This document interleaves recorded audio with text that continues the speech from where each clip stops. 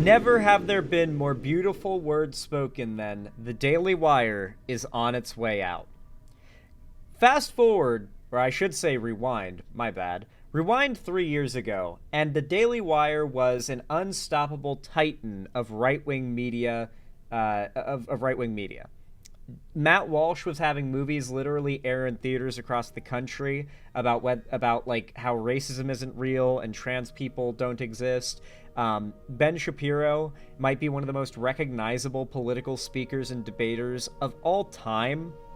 Michael Knowles' show was regularly hitting millions of views, along with Andrew Clavins and the other hosts of their channel. And then they brought in Brett Cooper, alongside all of their other projects like their streaming service, and Brett Cooper started pulling in tens of millions of views a week all on her own, dwarfing the rest of the channel, basically meaning her existence was like doubling the success of the Daily Wire on its own. Things looked unstoppable for them. Like they did not seem like they were going to go anywhere anytime soon. It seemed like the Daily Wire was going to be a force for evil for as long as we could see into the near future. That has surprisingly changed, though, due to a kind of confluence of events as far as I'm aware. From what I understand, Ben Shapiro's beef with Candace Owens, Brett Cooper leaving the Daily Wire in a very hostile way when it comes to the Daily Wire, and just a general lack of interest starting to grow among its hosts, and the fact that their rhetoric started to get stale and the currently sitting president whom they endorsed is not doing too hot. The Daily Wire is currently experiencing fractional viewership and fractional income compared to what they're accustomed to. Their site, their platform, their presence is shrinking. And I didn't think that it was going to be so phenomenal that people were going to take notice and start calling it out, but apparently, just today, Jose, a very good progressive content creator who makes good content, put out a video about about the Daily Wire's decline. I've yet to see it.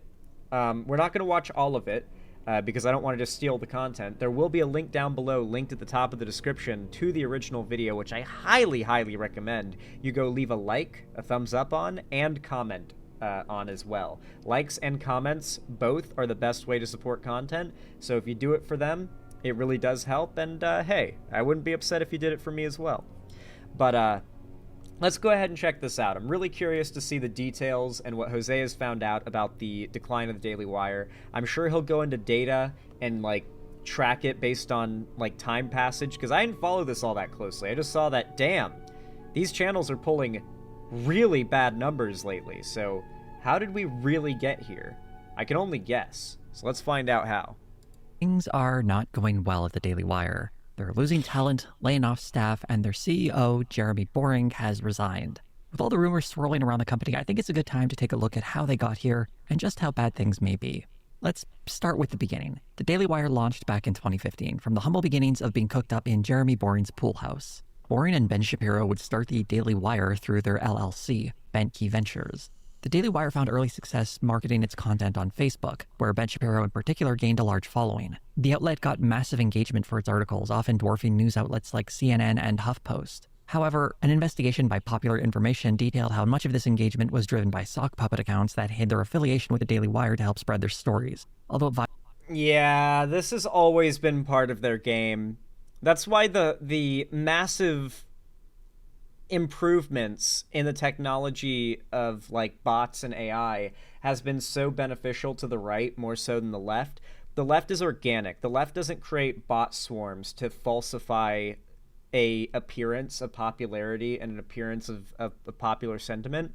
But the right does. The right is not above just manufacturing a bandwagon for people to get on board with. Did you see the really deranged Daily Wire YouTube video thanking Donald Trump for making America normal again? Even for Daily Wire, it was severe gaslighting. Yeah, like, even their own audience isn't buying it anymore. Violates Facebook's terms of service to do that, the Daily Wire didn't face any real penalties after they were exposed, aside from being asked to mark accounts with names like American Patriot and America First as being run by their company. The Daily Wire also saw growth in podcasting and on YouTube, in part through their aggressive marketing strategy, which included a large number of paid ads. And over time, they began to develop a loyal audience. Who remembers back when you could not watch anything on YouTube without getting a Daily Wire ad of some kind? The most common for a while were Abby Shapiro ads. Abby Shapiro was a nobody. Like just Ben Shapiro's sister, who was just known for breasting around boobily. And then she came along, started a YouTube channel, and all of a sudden, her very low view videos, she got like 2,000 views on these videos at first. Ben Shapiro and Daily Wire started paying to push them as ads. Something you guys might not know is that YouTube always gives you an option with any YouTube video you make to pay them money to turn your video into a mid-roll ad or a pre-roll ad. And you can pay more for longer ads or for better placement of your ad. And it basically means that people, when watching a video, will see a little bit of your video before they can watch the video they want to see. And it might expose them to your channel when otherwise they wouldn't have been. And the ads on YouTube are very targeted, so it can be a very effective way to grow a channel. But because YouTube's targeted ads back then just kind of specified that it was political related, it shielded out to left and right-wing viewers alike. And so everyone was flooded with Abby Shapiro ads for months and months and months. They were getting more dislikes than likes because no one was discovering the channel organically because they enjoyed it.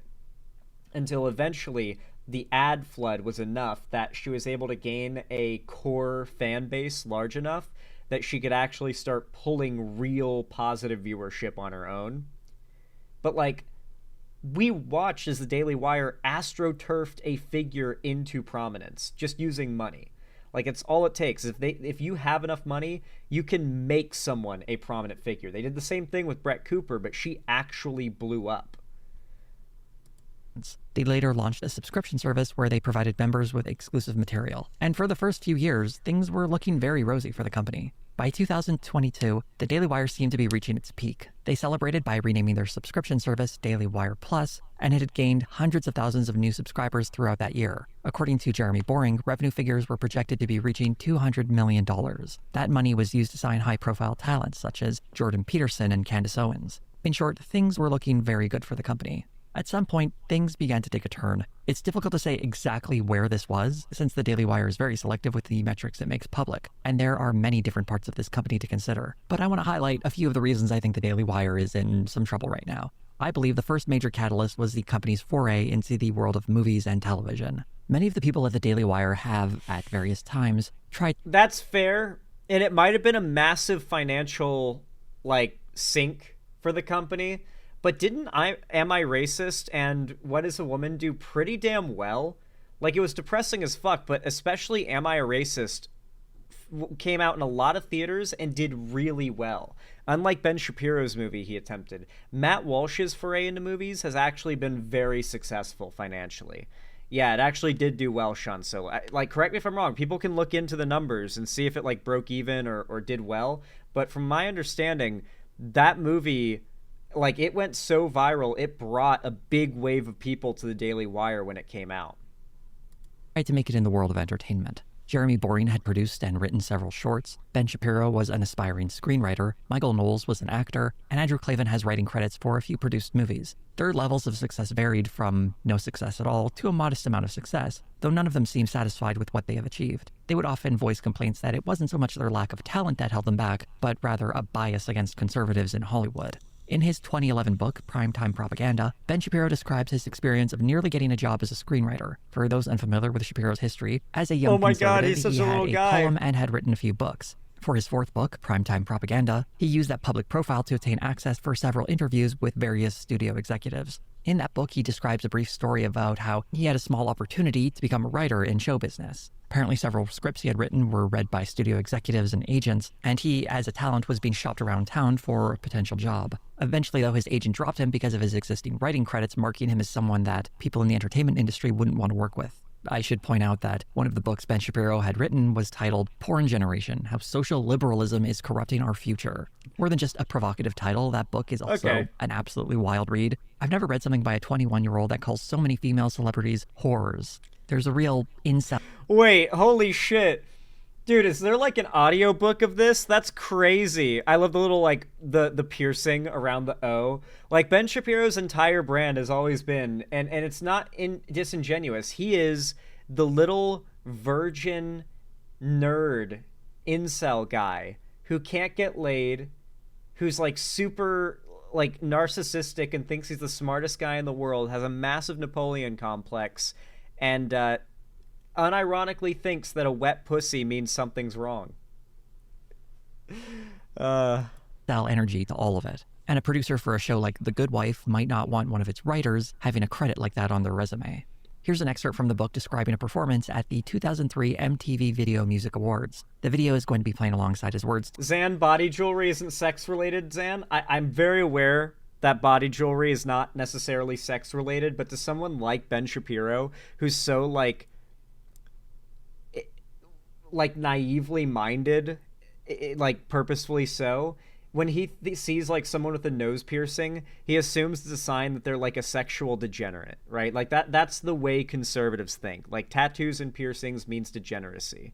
And if you're degenerate in one way, you're probably degenerate in every way. That's how they think. To give you an idea of how outrageous this supposedly was, the competing princesses of Pop-Tart whoredom, Britney Spears and Christina Aguilera, both dressed in sluttish bridal costumes, popped out of wedding cakes, and began singing Madonna's 1984 hit, Like a Virgin. Yeah. Finally, Madonna made her grand entrance, dressed in black, form-fitting S&M groom outfit. Madonna joined the two former Mouseketeers, and the three gyrated around the stage like hookers starved for Johns. He doesn't mention the part where Missy Elliott comes out later on for some reason, but he does go on to say that Madonna kissing Britney Spears and Christina Aguilera turned young girls bisexual. I feel like I have to mention that Ben Shapiro here has the ghost of a point when it comes to how women are sexualized in entertainment, but his solution isn't about empowering women. Rather, he calls them whores and says they should promote heterosexual sex after marriage. The irony of this origin story, though, is that Ben Shapiro had more of an opportunity in Hollywood than so many other aspiring writers. He had meetings with former studio executives and offers to develop a pilot. Getting an agent to read your script, never mind being brought on as a client, is a major, major opportunity. What Ben Shapiro never acknowledges is that it was his public profile as a conservative writer that got him these meetings with executives to begin with, starting him on this whole journey through Hollywood. That same public profile being his undoing seems to be lost to him. It wasn't the private ideas in his head, but... What I've really found interesting about all these Daily Wire goons is that they all have a failed history in mainstream media. It wasn't mentioned before, but this is one of my favorite Daily Wire host backstories is Matt Walsh's. He worked in radio before he got into the Daily Wire scene. And he was a shock jock radio host. And I mean real shock jock. Like the kind of stuff that puts like classic Opie and Anthony to shame, right? There was a famous clip where Matt Walsh hosted a fight and commentated a fight between two very like a guy who was like fairly fit and a guy who was very fat, who were like nearly naked, wearing nothing but diapers in a field, like just standing over them and narrating their fight. And then at one point in the video, you see that the fat guy in the fight that he's narrating and like going over has a swastika tattoo on his back, just a big ol' unmistakable Nazi swastika tattoo. So that was what Matt Walsh was doing before the Daily Wire, hosting Nazi diaper fights. What the fuck? Oh shit, do you guys not know about this? You know, it's possible this doesn't even get mentioned or shown in this video, so I should show you. Matt Walsh diaper fight clip.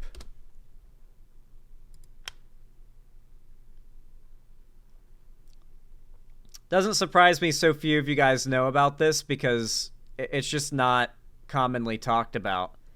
And the left isn't very good at like spreading embarrassing clips of conservatives. But yeah, there's the Nazi tattoo. You'll see plenty of it here.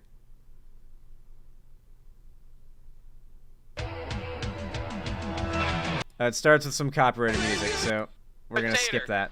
You got a chance to go see Kicks. Yeah. If you can beat the intern, what's the comfort level of the diaper? Matt Walsh is the guy in the yellow 10 shirt. and a half. This is nice, isn't it? Yeah, it's pretty comfy. I'll close my you guys camera actually- so you can see him. Enjoying this intern. You have some Now look at those pale legs. Some pale legs on old Tater here. I don't do Let me tell you something, man. You are built like a rock, though. I don't do shorts. Yeah, you are built like Oh my God! All right, let's get out here. Let's do some wrestling. All right, let's do some wrestling. I don't know why I had to get an extreme close-up of his nipple. Let's get you guys over here. Now we have Internet. You can see the swastika tattoo. They're gonna be wrestling out here in the cold, in the mud, in diapers. And what's on the line now? If Tater wins by pin or submission, he wins tickets to go check out Kicks in Easton, along with 9 other great bands. If Internet wins, if he can somehow take down this giant behemoth, man. Why do they have a vending machine on their deck? Because even back then, these conservative pundits did have hella money. So yeah, if they would just do silly shit like get a vending machine on their deck, yeah, why not? They're podcast bros. He will get the opportunity just to spray Crank with mace in the face. This is not happening with the mace. It's gonna happen. It's a look. It's something that motivates. Where is this, the Deep South? Yeah, probably. That's probably how they can afford so much land. Anyway, that was what Matt Walsh was up to before the Daily Wire, just in case this video doesn't touch on that. The very public positions he was taking as a writer. Here's an excerpt from the Primetime Propaganda book. The quote here comes from an agent telling Ben he can't work with him. I don't know if this is a direct quote or if this is simply Ben Shapiro citing something from his memory. Listen, I have no problem with your politics. It's just that my agent started sending your sample around and it got to a producer on one of the shows. He said that he knew who you were and that he'd never work with you. The whole reason I'm even dealing with you is because your writing has that sparkle. But let me get back to you. Because it needs to be said, Ben Shapiro's creative writing is not good. I've done 2 videos on that already. Give those a watch if you want to learn more. Those, actually. I'm dubious about the second half of this quote, but the first half does reveal that it was him, specifically Ben Shapiro, not generic conservative, that was being rejected. It is interesting how Ben Shapiro, when he's rejected, doesn't look at his own personal choices that may have led to that decision, but instead retreats to this identity label he can use to pretend as if he's some kind of persecuted class. Whether or not conservatives have as many opportunities as more left-wing people in Hollywood purely based on their politics isn't really related to Ben. He's such a little dweeb, isn't he? Like, look at him. He's such a little dweeb. He's always been such a little guy. Just a little mean, hateful little Napoleon guy. Like, he's just so small. And such a little dweeb. He's a weasel. He is definitionally a weasel. It's so fitting the right chose him to be the face of their movement for like 4 years. Ben's story, as it was very much him who was rejected for his very controversial writing credits. All of this speaks to the Daily Wire's entertainment ambitions and how they market them. They need to present this idea of conservatives being rejected by Hollywood because it energizes the audience who reads them. It'd be far less effective marketing if they were presenting their entertainment ambitions as a product of personal bitterness over failing to succeed in the way they hoped. But in 2021, they had an opportunity to make those dreams come true, and they were going to leverage their conservative media company to make it happen. A Daily Wire article announced this entertainment initiative, and in it, Ben Shapiro wrote, "We're going to be bringing out movies, edgy, entertaining, awesome movies that won't mock your values. We're going to be producing TV shows, comedies and dramas that take you seriously and that don't take advantage of your viewership to promote leftist causes." This is the type of branding that was being used to market this initiative. That watching the movies and TV shows created by the Daily Wire would be a form of resistance against this idea that culture has been hijacked by the left and is being used to push a leftist agenda. The underlying assumption of this article is that there is this vast swath of angry conservatives ready for this entertainment, and part of how it was being marketed was through the politics of the platform activating that audience. The first partner for the Daily Wire for this project was a production company called Cinestate, headed up by a guy named Dallas Saunier. At the time, the company had just changed its name to Bonfire Legend. This was done a few months after one of its producers, Adam Donaghy, was charged with sexually assaulting a minor. Saunier and... Oh my god. The second I heard they renamed the company, I was like, it had something to do with pedophilia, didn't it? It had something to do, and like, as he leads up, I'm like, oh my god, I'm right, aren't I? I'm right, aren't I? Oh, I was right. Like, I could feel it coming. I could feel it. Because what else could it have possibly been? What else could possibly make sense? No other piece would fit in the puzzle better than that. Other members of the company were accused of covering for Donaghy's previous actions committing sexual harassment. Jeremy Boring was very aware of this reporting before teaming up with Bonfire Legend. In a Daily Beast article, he was quoted as saying, "To the extent that things may have taken place in the production of this film or another film, I don't think it's my business. In the same way that it's not my business if something takes place at any other kind of company that I buy product from. I'm sure there have been allegations of sexual harassment at almost every major production company in the country. That doesn't mean the product itself has to be banned." The first product of this union, and the one Boring was referencing in that quote, was the movie Run, Hide, Fight, best described as Die Hard set in a school shooting. I've covered this before, but a short review for it is that it's underwhelming. One mistake I saw a lot of people making when talking about this movie was describing it as being produced by the Daily Wire. It had actually wrapped production well before the deal was made with Bonfire Legend, and the movie was looking for distribution. That's really only part. So this is the kind of like edgy media that the right wing like organizations making media want to make and market, is like Hollywood won't let you make movies about school shootings. Like, not even like won't let you make movies about them, won't let you make action movies set in the setting of a school shooting, which is extremely tone deaf when you are part of the side advocating for more school shootings, essentially, right? Like, this is what they mean when they say they're making edgy content. Part of the story, though. The movie was never meant to be distributed by an external company. Rather, Cinestate/Bonfire Legend was planning on releasing it under their new genre label, Rebeller. It was also a culture website that published various articles, books, and podcasts. The cringe. Following the revelations about Adam Donaghy in June of 2020, Rebeller had to fold. While it's probably true that a movie about a school shooting would struggle to find a distributor, I think having the name of someone accused of sexually assaulting a minor as a producer probably hurt it even more. Also, Rebeller had something of a reputation for being more sensitive to the right. An article by Adrian Nguyen goes into some of its history and helpfully points out that the site was getting shoutouts from Ben Shapiro over a year before they went into business together. I think it's likely that Cinestate/Bonfire Legend wasn't exactly looking for a brave partner to distribute a challenging movie that woke Hollywood wouldn't touch, but rather they were looking to partner with a distributor that would take on their toxic movie. And the Daily Wire, having no entertainment production team of their own, needed a company that was at least receptive to their politics. So it was a lovely match to make some bland movies. Run, Hide, Fight was released in January of 2021, and while it gets mocked, like all of the Daily Wire's movies, for making almost no money at the box office, that's not entirely fair. In the case of Run, Hide, Fight, the only numbers I could find said that it made a little under $35,000, but it's important to remember that this movie is primarily for online distribution, and while the Daily Wire doesn't share its streaming metrics, they claim to be very pleased with its performance. And I think this might be true. There was a lot of hype surrounding this entertainment initiative when it was announced, and this was their very first movie. Even if the female lead and interracial romance would have branded it as woke had it come from Hollywood, the Daily Wire's audience was ready to ignore that and support this new front on the culture war. Back when they first announced their entertainment initiative, speaking to Deadline, the Daily Wire claimed to have 1 movie and 2 TV shows in development, but it takes a long time to produce programming. From here, we got a very long dry spell of new releases. The next release for the Daily Wire was Shut In, a thriller about a woman trapped in a closet while her...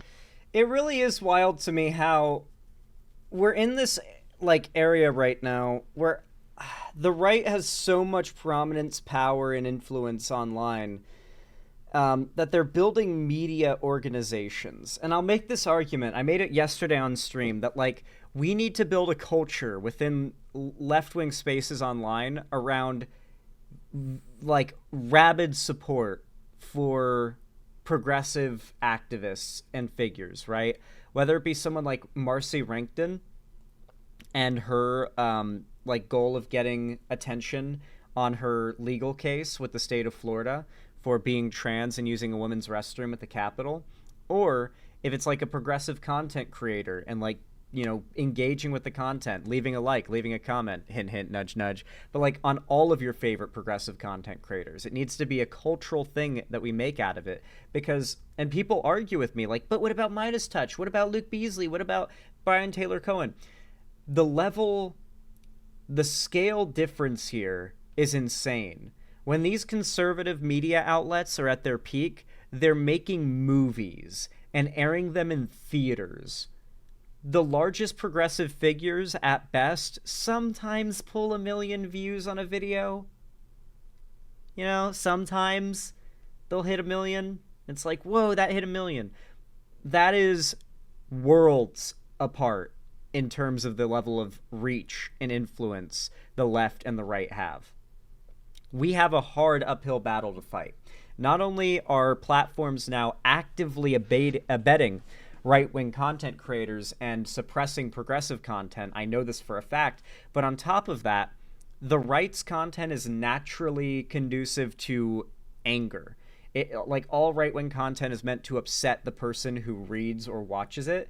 And when you're upset, you're more likely to scroll down to the comments to kind of like cathartically see other people who are also upset.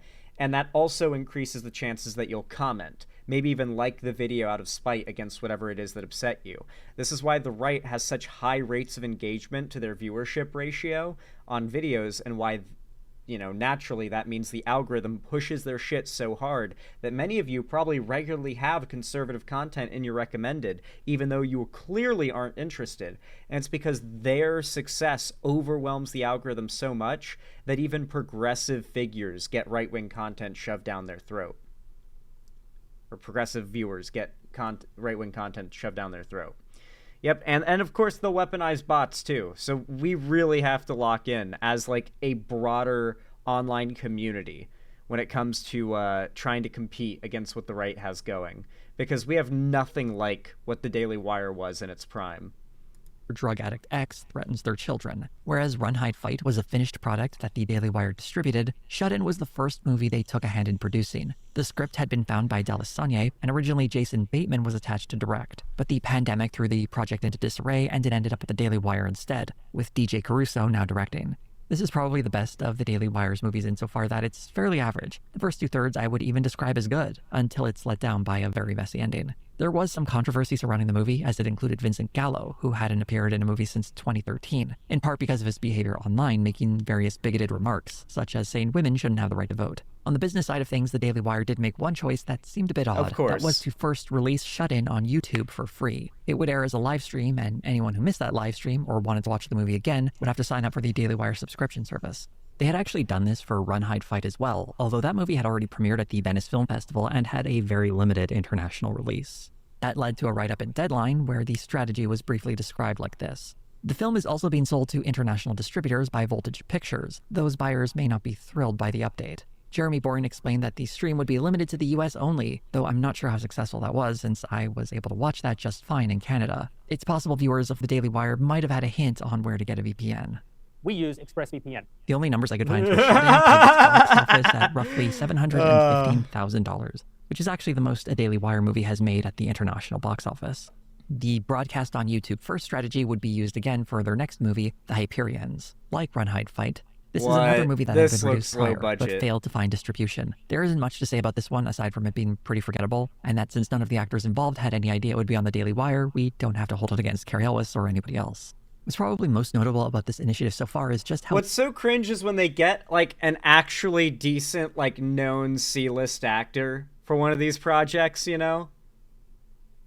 Like that. There's been a few cases like this where they've actually gotten a somewhat beloved-ish C-list actor to participate in one of these weird right-wing, like, psyop shows. And it always makes you wonder, like, does this person know what they are signing on to, or were they just looking for a gig and they didn't think much more of it?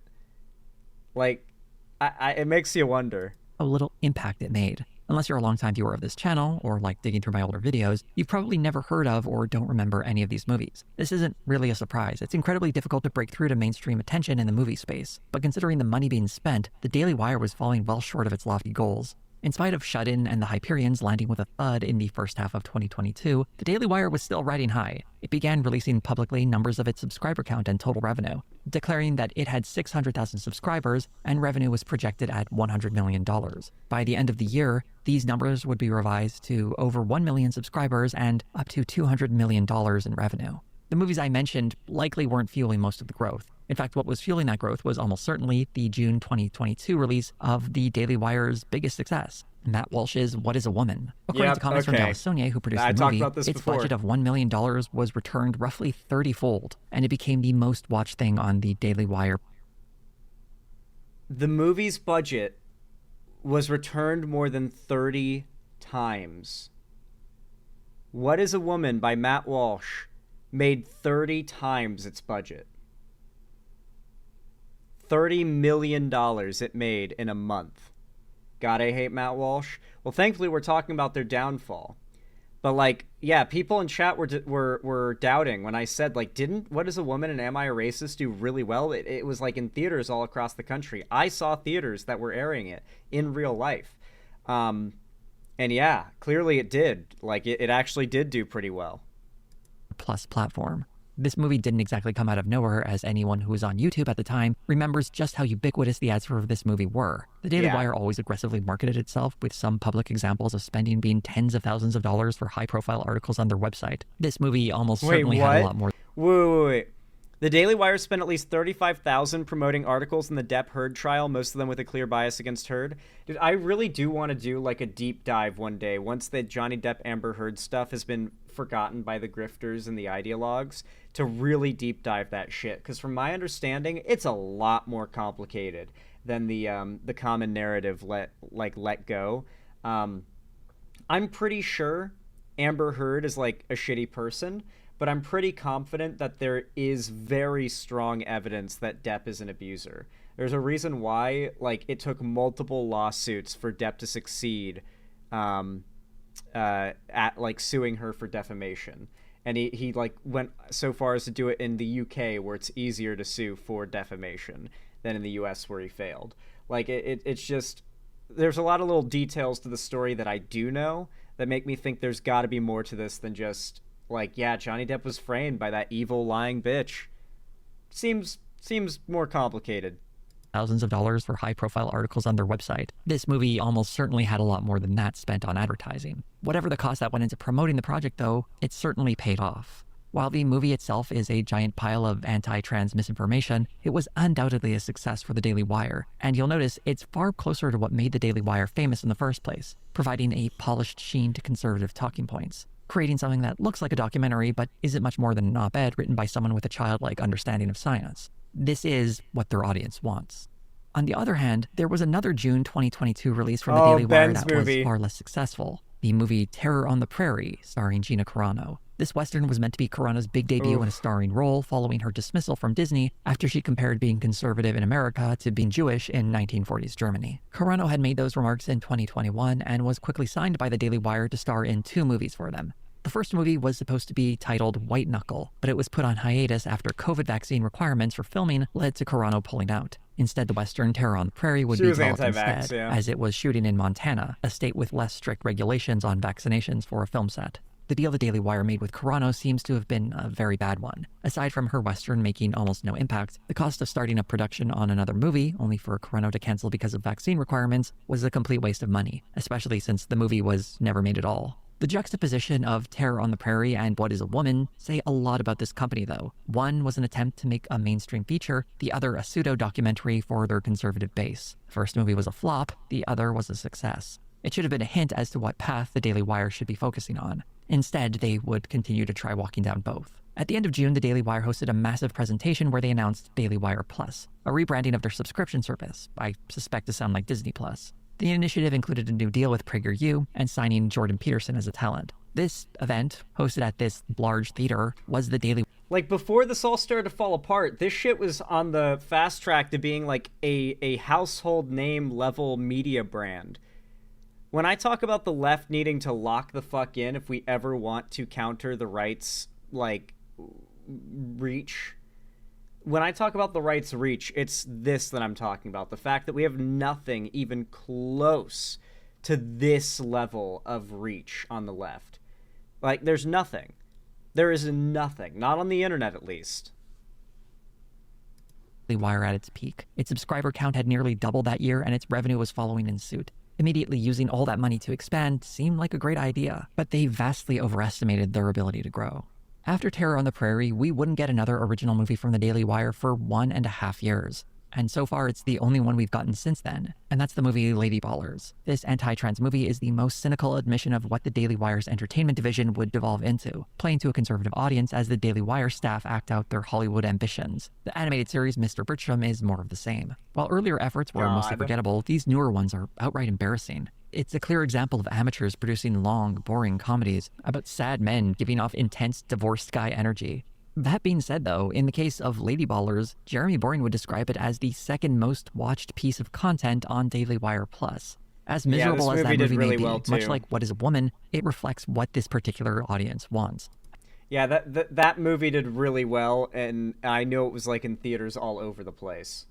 And it's very different from that attempt to reach the mainstream that were initially part of the Daily Wire's entertainment initiative. I never would make a movie for political purposes. I feel like movies have been political for generations, but I feel like when things get overtly political or agenda pushing, I tend to believe that it hurts the artwork. Had this been the Daily Wire's game plan from the get-go, I think things would have gone very differently. But as it stands, they spent a lot of money to get where everyone imagined they were going to go in the first place. But while these movies and TV shows could be considered a modest failure, there was one major entertainment initiative that was a far bigger failure for the Daily Wire, and that's its kids' entertainment strategy. This was announced back in... Okay, so someone in chat said Lady Ballers, they saw it on DVD at Walmart. I kind of want to have like a wall that's like a collage of bad right-wing movies that like Lady Ballers, that like Gina Carano movie, Am I a Racist? Like, yeah, I would have to pay for them, but just to have them up on a wall, and just for the irony of it, like just to have like this collage of the most cringe like titles and movie covers imaginable would be so nice. Just to look at it and remind myself why I do what I do, like why I hate these people. Just a little bit of like a punch to the gut, little reminder why I do all this. In March of 2022, as the Daily Wire bravely declared it would invest $100 million over the course of 3 years to create kids programming. Much like their earlier entertainment initiative, this was also marketed as entertainment that didn't include leftist messages that were attempting to brainwash people. To succeed in our effort to create a true news and entertainment alternative for the millions of Americans who are tired of the hegemony of the woke giants that want to preach radical race and gender theory to our kids.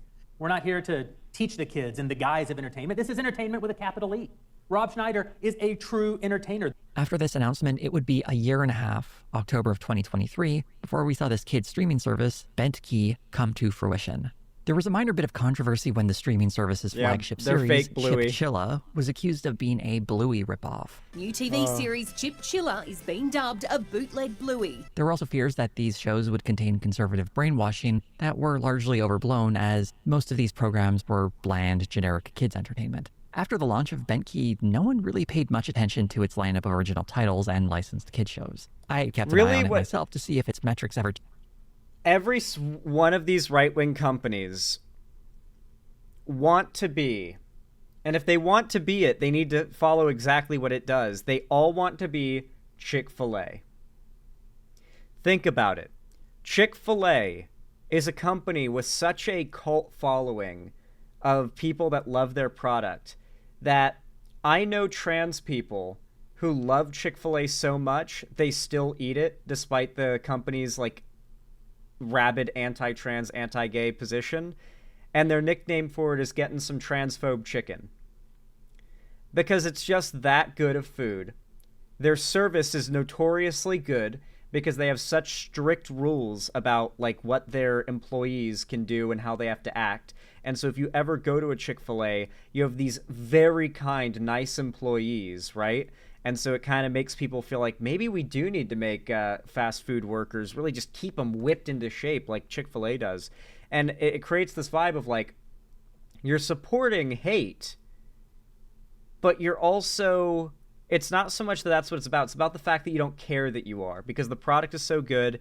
And many people don't even know that they are because there's nothing hateful in the product itself. It's just the people who own it and run it are using Chick-fil-A as a funding source to achieve their ends, their worldview, their goals. They're using it to you know, what's the word? Just to pay out politicians and whatnot to their campaigns in order to get them to support policy that they're amenable to. Transphobe chicken is crazy.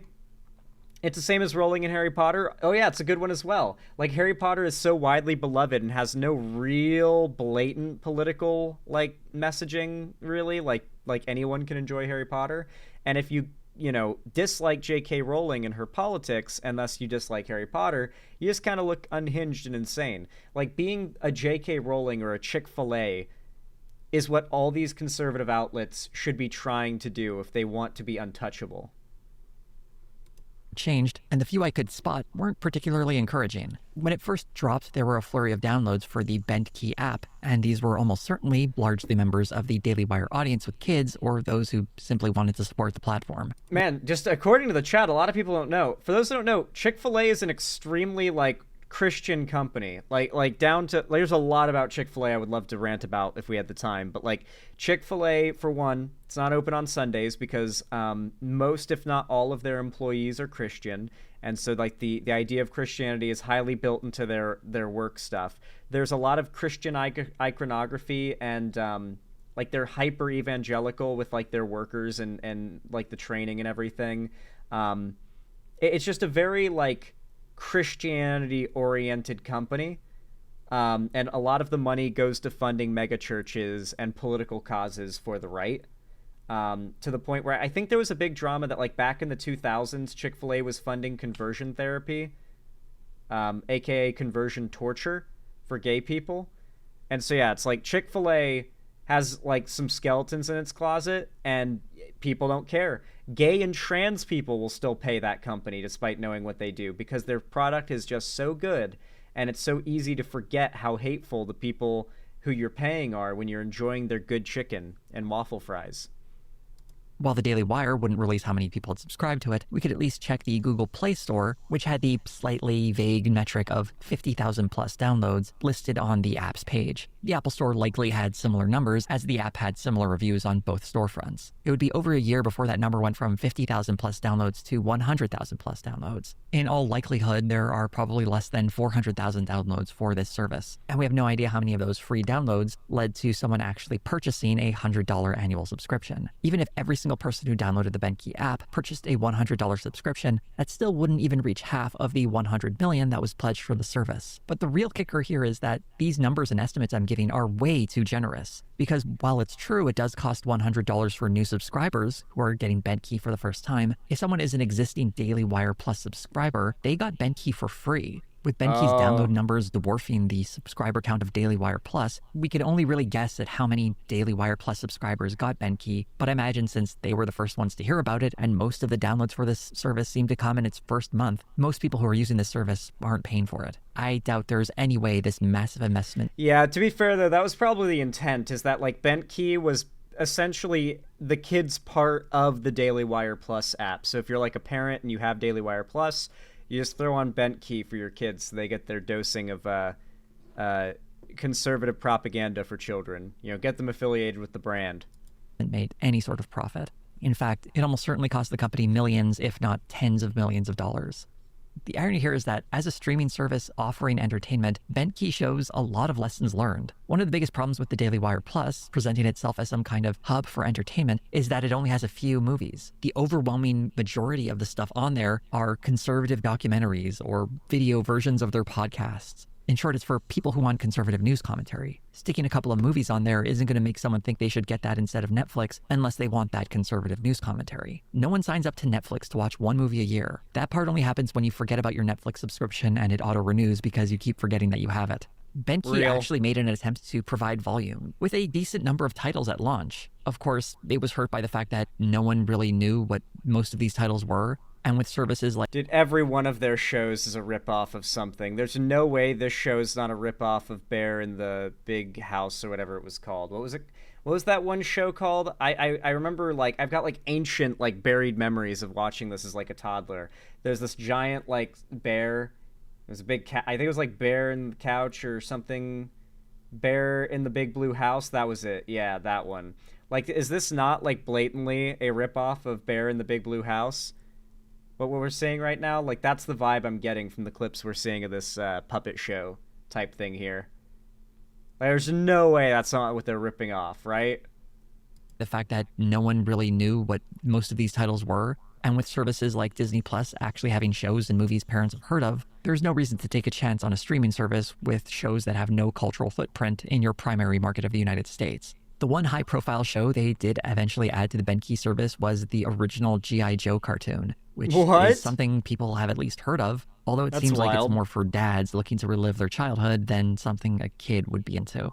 One move that might have helped salvage BentKey was when they announced their own version of Snow White. It It was a bit baffling a move because it was done entirely despite Disney, which is part of how they got in the whole Benke debacle to begin with. But by attaching a conservative personality like Brett Cooper to it, they could maybe tap into that same resentment that made a movie like Lady Ballers a hit. But it seems like that movie might never happen for several. What's insane is that I guarantee you, based on the performance of the actual Disney Snow White movie that just came out, if this movie had released, it probably would have outperformed the Disney Snow White movie.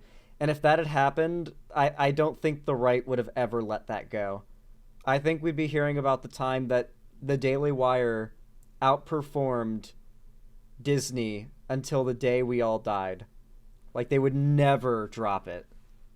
Like Lady Ballers a hit. But it seems like that movie might never happen for several reasons. The first one being that, in late March, it was reported that the Daily Wire laid off a number of its staffers, specifically in its kids' entertainment department. Downsizing. Ethan Nicole, who left the Babylon Bee to help develop programming for the Daily Wire, confirmed that everyone who created original programming for Benke got laid off. The Snow White movie had another big problem as well, as its star, Brett Cooper, had left the company a few months earlier, and we have no idea how far into production that movie got before her departure. More on that later, because I should also mention the other big entertainment investment the Daily Wire made, the Pendragon cycle.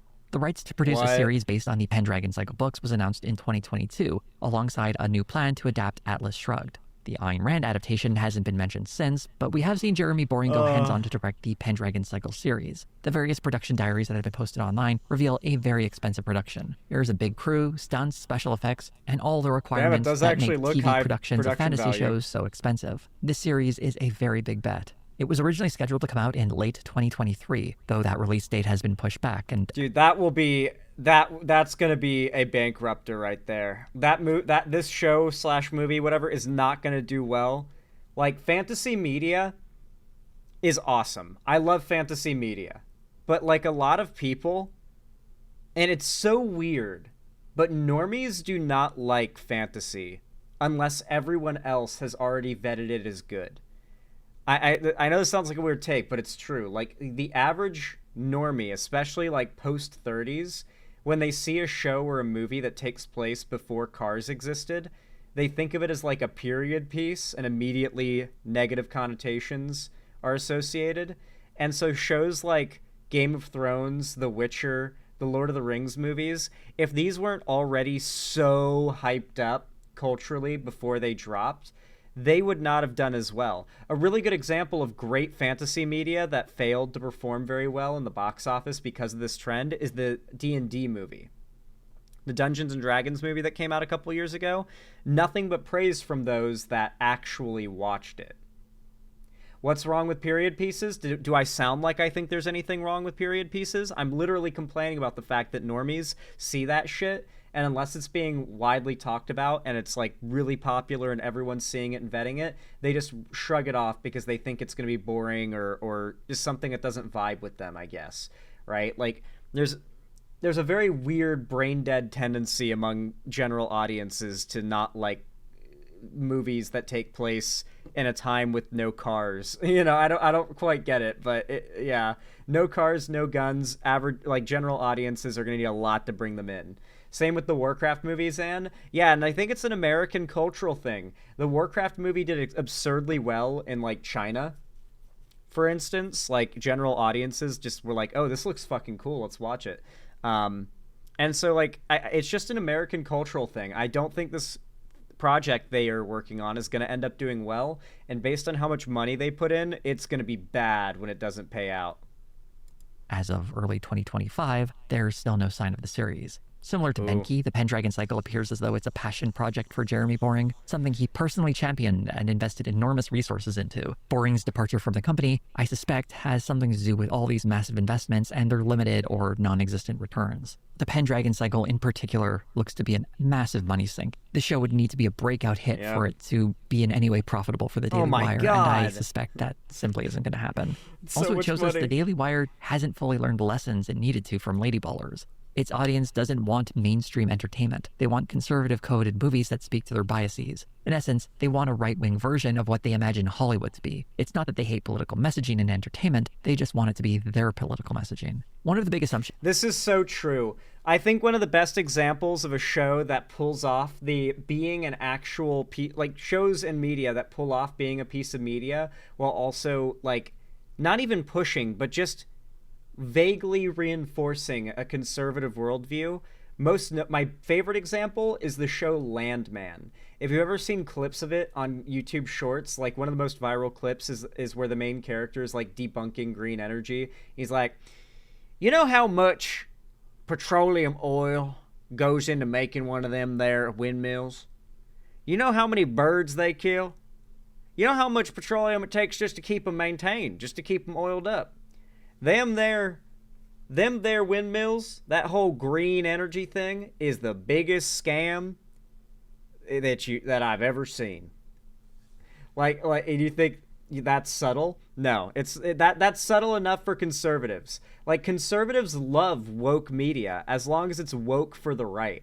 They love extremely on the nose, cringe, in your face messaging as long as it's not from a vaguely progressive perspective.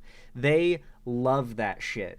So shows like Landman and Yellowstone are great examples of like right-wing media. There's actually something of substance there enough for general audiences to latch onto, but it also would never be accused of being woke because the culture and sentiment it's dipped in is distinctly conservative. Made by Jeremy Boring in this whole entertainment initiative was that there was a massive audience waiting for productions he considered politically neutral. Go ahead, Disney, make $25 billion worth of content inculcating radical gender and race theory in children who are 6 years old. I don't have that money to spend on marketing. I'm glad you do. I know that 50% of everyone who encounters that content is going to want to come over to dailywire.com and subscribe here instead. What Boring fails to understand is that, while a large percentage of Americans vote Republican, they aren't all clamoring for a platform like his to start presenting movies and TV shows. If someone really wants politically neutral entertainment, why would you go to a partisan political platform? The only thing that might have made them have a chance is if they had a large selection of quality entertainment that people have actually heard of. But less than a dozen movies and a weak animated series after 4 years isn't nearly enough to win over a mainstream. I thought conservatives called Yellowstone woke because it had Native Americans in it. From my understanding, they're kind of an antagonistic, like, force to a degree. Like, not bad, but, like, they're like a problem, a obstacle to the main character's goals of, like, keeping and owning and maintaining all that land. For those who don't know, like, both these shows are just about dudes who own a shitload of land. You know, one of them's a rancher, that's Yellowstone. The other works in the oil industry, that's Landman. Like, it's literally, like, the thing that these guys, that the conservative cultural people want, they love the fantasy of owning land. Like, if we really want to get conservatives, like, culturally on board with the left, there needs to be this weird cultural... There needs to be a part of the left that has this obsession with the idea of land ownership. And that owning a wide range of land is very valuable. And to be fair, it is. Conservatives are raised on the ideas of fiscal responsibility. Even if the ways that they're taught to be fiscally responsible are stupid, they value the ideas of owning land as it is a constantly, never-endingly appreciating investment.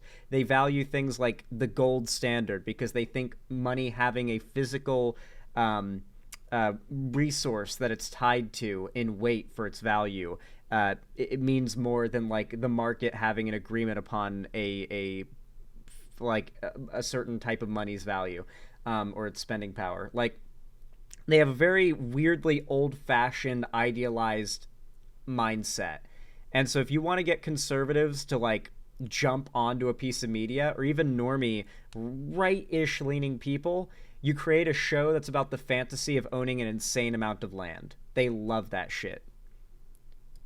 Audience. This is especially true for Benki, which failed spectacularly and was so obviously a bad move. There were signs of a better strategy, where they actually licensed programs and produced several originals to come out at the same time, but the $100 price point for a service with no recognizable shows in a landscape filled with competitors offering better deals with more programming wasn't realistic. And to have invested so much money, reaching roughly $30 million in its first year, is just a spectacular waste. If that massive audience waiting for conservative branded TV and movies exists, it certainly didn't show up for the Daily Wire.